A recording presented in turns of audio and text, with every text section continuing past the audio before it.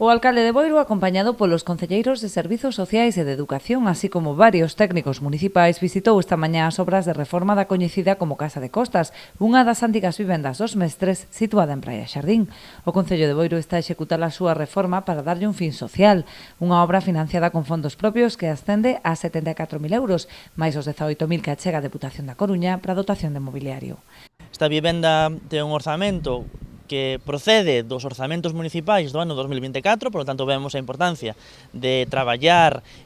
os orzamentos propios e de liberar competencias que non nos corresponden para poder ter disponibilidade os nosos propios recursos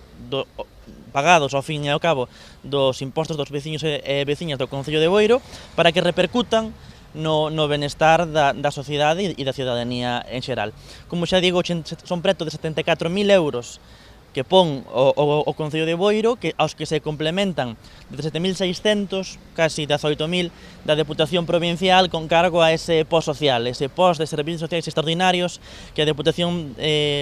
Provincial da Coruña nos pon a disposición para que os concellos, en este caso o Concello de Boiro, os utilice naqueles servicios que máis precisa e que máis se demandan. Esta actuación pretende ser o primeiro paso para a rehabilitación integral do resto das vivendas dos Mestres. Ademais de ampliar as instalacións sociais do municipio, o proxecto suporá unha fonda transformación da zona de Praia Xardín, onde se atopan estes bloques de vivenda que datan xa hai máis de 50 anos e levan moito tempo en desuso. Varias vivendas que se destinaban antiguamente a vivendas dos Mestres, unhas edificacións que datan do ano 1974,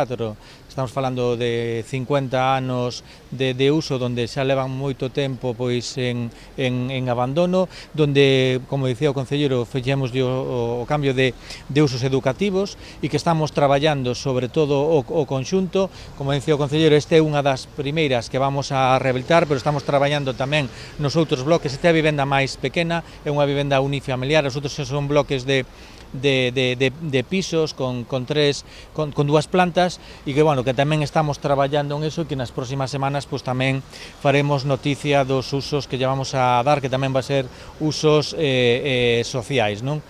O Concello estima que a obra desta primeira vivenda poida estar rematada nun par de meses. A rehabilitación respectará en gran medida o aspecto orixinal, aínda que dotándoa das máis innovadoras tecnoloxías para optimizar o seu rendemento enerxético.